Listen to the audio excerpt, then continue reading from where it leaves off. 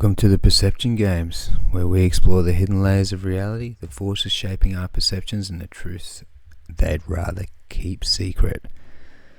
Today we're diving into the life and work of one of the most enigmatic, controversial, and downright sinister directors in Hollywood history, David Lynch. Was Lynch a cultural visionary exposing hidden powers? I'm not too sure about that. Or was he complicit in glorifying them?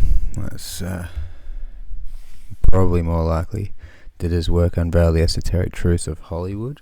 Or was it merely entertainment with no deeper intent? Let's unravel the web of symbolism, secrecy, and potential agendas behind his work. So, I want to start with a question.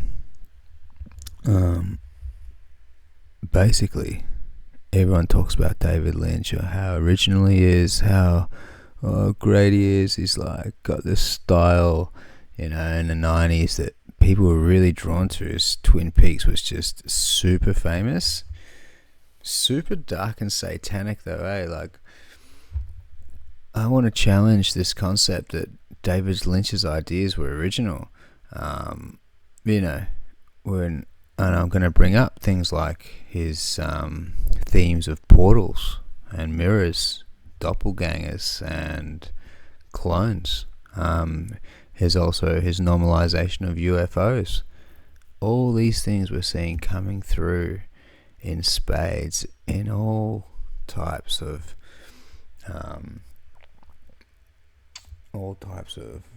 media, particularly in the music industry and in Hollywood, right? So I'm gonna explore that and kind of try and convince you that it's almost the same as that really popular clip where, I'll see if I can pull it up, but it's basically like this is a threat to our democracy kind of thing. This is an example, right, of what we'd call like programming, basically, right, where the repetitiveness of a programming can get the masses to actually believe it or just sort of parrot it, basically, right? So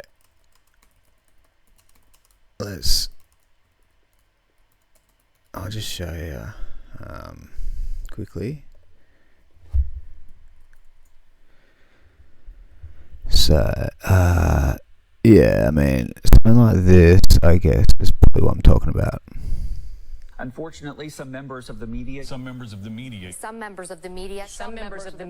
their platforms to push their own personal bias. And agenda to control exactly what people think. This is extremely dangerous to our democracy.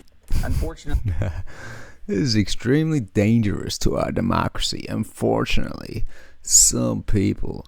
All right, cool. So there, you sort of see it, like, it's pretty obvious, right? What we're seeing is these news programs are all receiving the same information from somewhere, right? Where are they receiving that information from? Well, that is exactly what we're going to be talking about with David Lynch's stuff. It's not as obvious as, like, you can see straight for straight, but it is actually still obvious, like the amount of portals and the concept of cloning and UFOs. We're seeing it all over Hollywood, right? And all over the music industry too. I could spend time showing you that. I'm happy to show you that as we go along. I probably won't. It is kind of really obvious, so I don't really feel like I need to go into, showing every time a portal was talked about in Hollywood. I mean, it's just crazy. We could spend hours looking at all the portals and all the clones and all the UFO bullshit that's going on in movies right now, and maybe I'll do that one day, right? But today we're going to focus on David Lynch. Even some of the themes I'm going to look into, and I've got some stuff to show you. Themes around the Red Room. I don't really know if I can talk too much about the Red Room in terms of like what the Red Room actually means. So those of you that are listening know what the Red Room means. It's interesting that David Lynch has his Red Room in Twin Peaks. It's obviously got the black and white Freemason stuff. We've seen versions of that in Twin Peaks, and also probably more obviously in Eraserhead. There's also the Black Lodge, which lodges, we're talking about Freemasons, right? I can tie him to Freemasonry, and I can tie him to the Tavistock Institute. Obviously, the Freemasonry thing I want to have a look at and go into that a bit more. But, for example, portals, doppelgangers, and astral journeys, and those motifs aren't just creative tools, right? They're recurring patterns that echo through Lynch's body of work, but also through the body of work of so many fucking directors and people that are just making art in Hollywood and in the music industry. So yeah, I mean, if we consider predictive programming, it's the idea that media sort of subtly conditions us for future norms, right? Implanting ideas before they're fully accepted by society. So yeah, Lynch's work does mirror the repetition we see across cultural narratives. News anchors parodying the same lines, music reinforcing the same themes, and now Lynch's films rehashing symbols of duality, portals, and hidden dreams. When we say rehashing, he was kind of like, he's been doing it for a long, long time now, and he's been into things like Transcendental Meditation since like 1973 as well, right? So we can talk about Transcendental Meditation and how that hooks into the Tavistock Institute. I'm not sure if any of you readers know, any of you listeners know what we're talking about with Tavistock Institute, but yeah, there's some cool stuff about that that's worth looking into.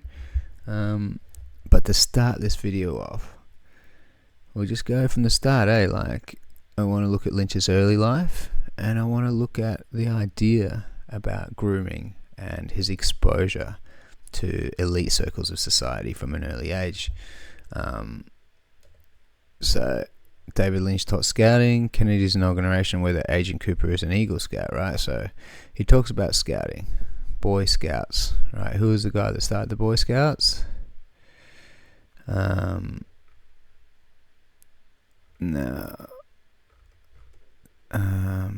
Presidential organizations. No, that's not it. Connection between Boy Scouts and Freemasonry. That actually had something in it. Although some Freemasons deny he was a member, lodges as far away as South Africa, Australia, and New Zealand are named in his honour. That's actually interesting. So now, yeah, we're talking about a guy here who is the founder of. He's the founder of Boy Scouts or whatever. He's lots of claims about him being a homosexual. And that's fine, whatever you're into.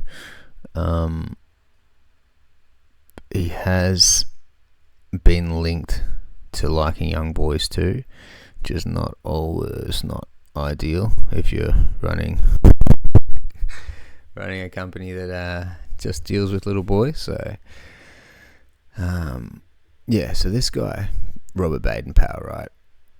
Full Mason, like 100% Mason. All his kids are Masons. He's even in Australia, in Queensland, near Brisbane. He's got the Robert Baden-Powell Masonic Lodge, and I think he's got a few of them around too. So he is full Mason. I don't know why they're saying he's not Mason, but I did find a Guardian article actually, which I thought was interesting. The Guardian article. Where does it talk about your man Baden-Powell, right? I'm just trying to find it here.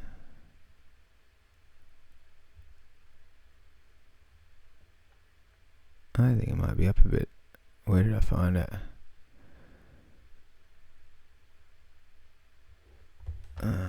Let's just have a look.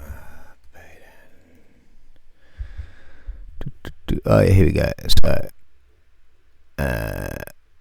the subject of fashion. Baden-Powell, the founder of the Scout movement, liked to look at photos of nude schoolboys with his friend, a schoolmaster and keen amateur snapper of his pupils. This seemed perfectly natural to them, part of the healthy outdoor life. Now they would get into serious trouble if they did it today. And yeah, it's probably illegal and all that, but anyway. So there's a publication, The Guardian, talking about children needing to be protected, in the Boy Scout circles.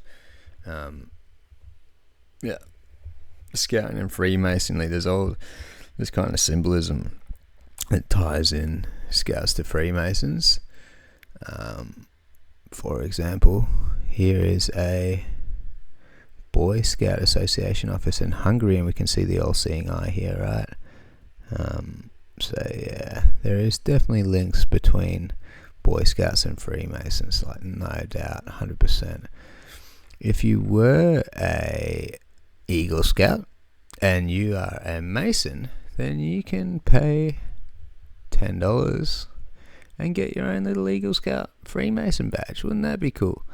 So yeah, you can go and do that. That'd be sweet. And then while we're talking about Eagles, and presidential inaugurations, the Boy Scouts and the Eagles have a long-standing history with inaugurations and with actually being Scouts themselves. Like, so many people of power have actually been Eagle Scouts.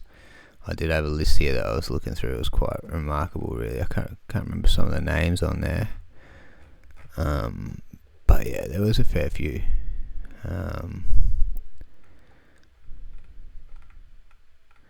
And this article actually talks about David Lynch, right? Because when he was 15, he was an Eagle Scout, and he got to meet JFK when he was 15 at his inauguration in 1961. So I thought that was really fascinating, because it reminded me of another little gentleman. Here's all the famous Boy Scouts, okay, and Bill Gates is on there. Fantastic.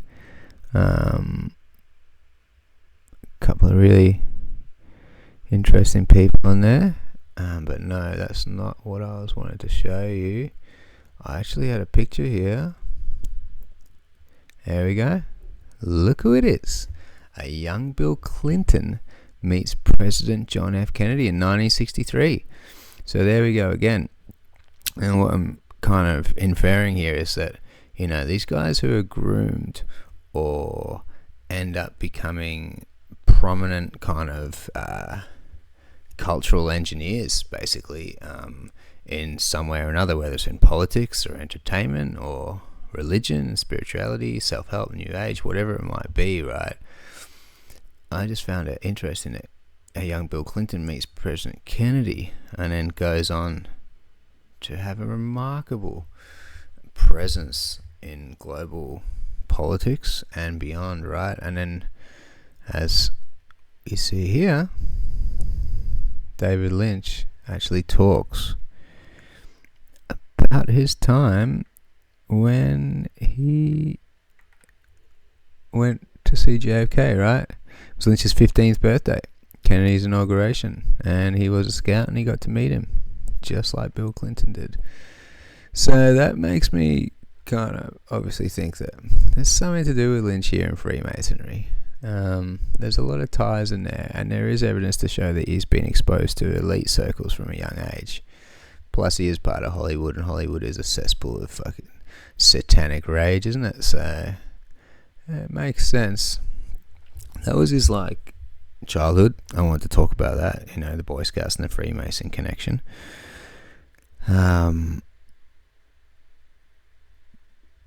The next thing I do want to talk about, and I'll have to just check my notes here for a second, where we're up to.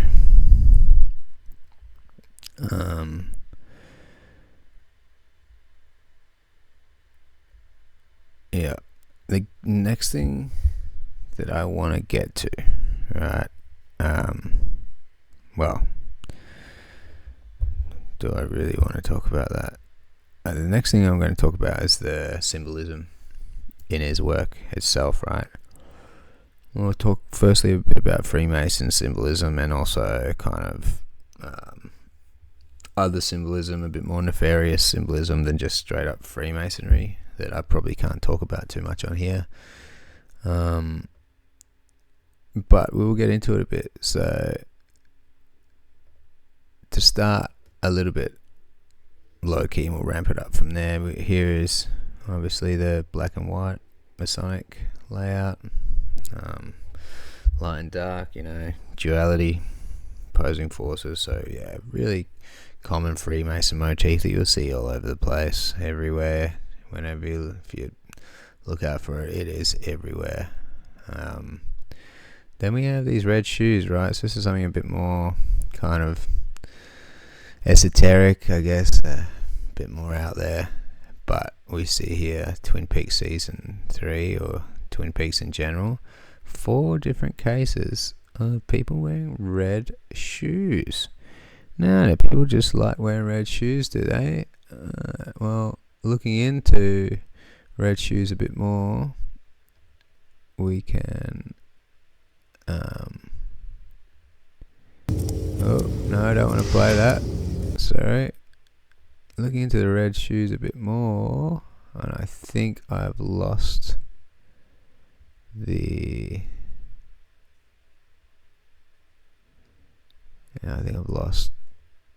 that page there actually, so I might have to go to history, or go here and then history. I should be able to find it, but where is this other pic that I was looking for?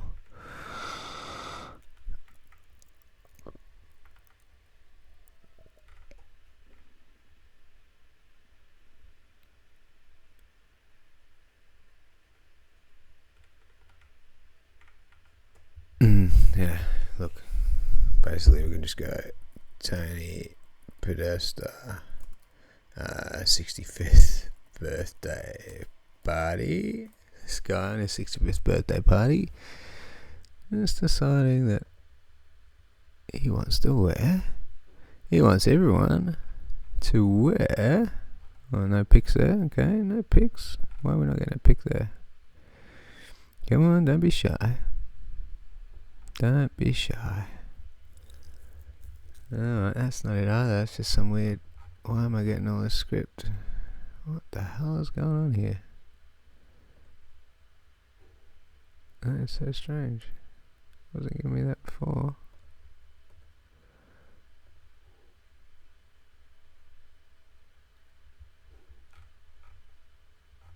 It's just... I think I can't load up the pictures while I'm actually recording. I'm getting a feeling like it's got something to do with the day.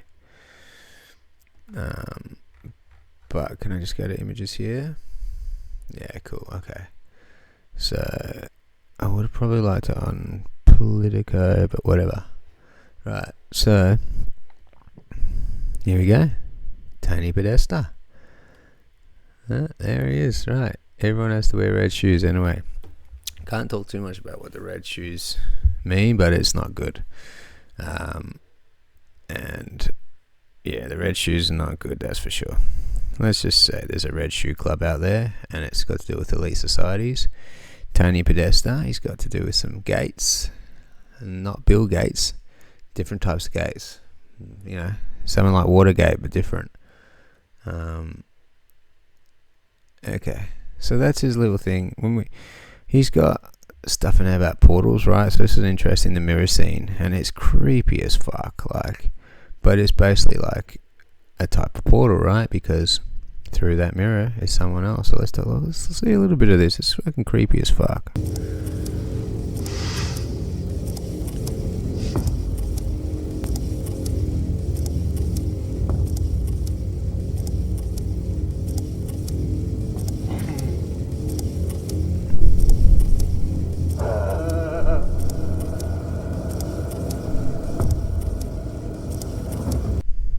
To me, that is just creepy as fuck. You can't really get much creepier than that.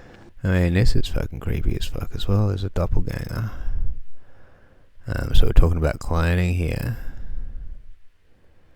And I'll just get to the point where we can see his clone. Just so fucking creepy.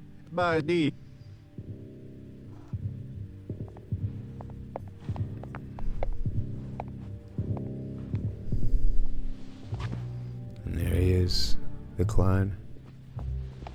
There you go. Fucking weird ass shit. So yeah, cloning, portals, all things that we're seeing come through heavier. UFOs, Project Blue Book, which is actually, referenced a fair few times in Twin Peaks, a legitimate investigation into the existence of UFOs. Obviously now we've got Blue Beam, which is a bit more controversial, but I just think it's interesting. We've got the UFOs in there too, and obviously there is a program going on these days about UFOs going to come in and take over the world, and people talking about if the UFOs did come, we could galvanize as a globe, as the Earth, and it would help globalism really kick in. So I think the UFOs are pretty good play by the elites if they get it right. So this next bit, and that was all right. So portals, clones, UFOs, Freemason, all the symbology, right? And I just want to move on now to this idea about cultural engineering, right? And just put it to you that cultural engineering is a thing, and it's a really big thing, right? And when I see people like David Lynch talk about the Beatles and Elvis Presley in such endearing terms, it really raises a red flag for me, right? And just before I show you this video, he's talking highly of Elvis Presley, like Elvis Presley, right? Look at him here lining up to get his polio shot, loving it, right? Pure, just fucking brainwashing the masses, right? Here's the Beatles, right? Now here's throwing up the gang signs. There's the devil signs, right? There's your 666, right? So they're right into it. They're not backing down there. So the Beatles, and just like understanding how the Beatles even got famous, right? That Ed Sullivan had to go to Britain 6 weeks before the Beatles came out and premiered on the Ed Sullivan Show, and all those girls that were screaming and all that, it's all bullshit. It's all paid actors. The Beatles are, and I hate to break it to you guys, for all you guys that love Beatles, and you can still love the Beatles and love their music, but just know that all those terms like far out man and groovy and cool, those terms are not organic terms brought by the counter-revolution. They're old, elite, stiff white men that made those words up, and they became popular through the counter-revolution, right? It's all just nonsense. So when you see David Lynch backing up the Beatles and Elvis Presley, to me, shows you that he could definitely be involved with some sort of cultural engineering think tank, whether it's Tavistock or I actually think it's more than likely Tavistock. It wouldn't be something like Frankfurt, but I can't put him down to Tavistock directly. All I can do is show you the similarities here, and they're all going to be backing each other up, right? So let's have a look at this. I was in high school. I lived in Alexandria, Virginia. I was into rock and roll music, mainly Elvis Presley, who brought rock and roll music to the world, to me anyway. I ended up going to this concert. I didn't really have any idea that it was the first concert. I don't know. And I didn't have any idea how big this event was. And it was in a gigantic place where they had boxing matches. The Beatles were in the boxing ring. It was so loud you can't believe. Girls shuddering, crying, screaming their heart out. It was phenomenal. That was all bullshit, all the screaming. One of the most fantastic things. Almost like fire and water and air. It's like a thing. And it does so much. It is like a thing, David, and it does do so much. And there he's actually admitting the power of music and how much it can influence people's minds, right? It does a thing for the intellect. It does a thing for the emotions. And a certain kind of music can swell the heart till it almost bursts. Tears of happiness flow out of your eyes. You can't believe the beauty that comes. And it comes from these notes. I'm out of time,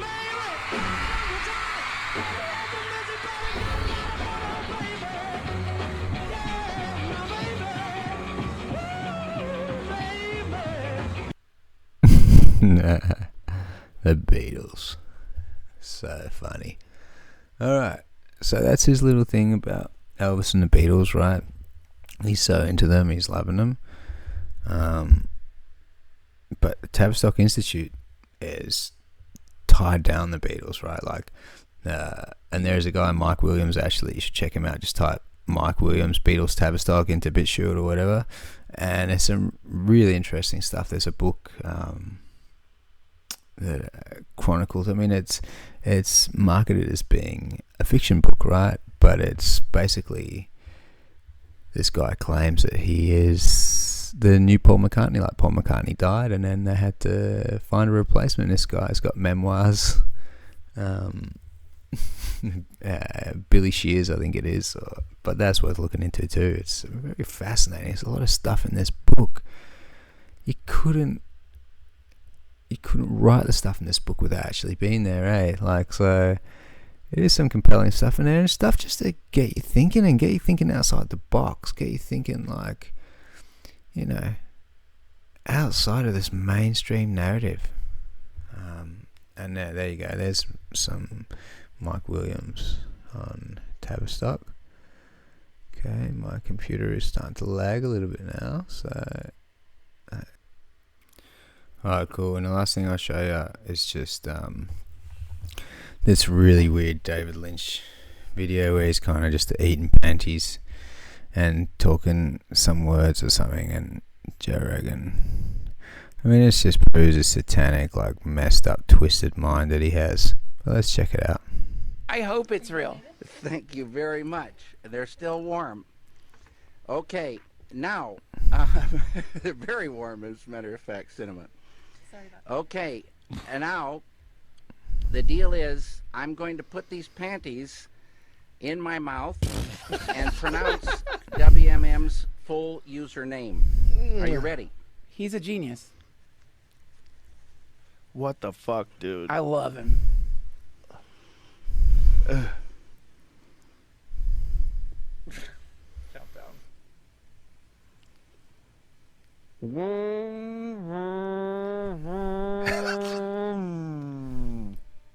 Okay, that's probably one of them frequencies they call the devil.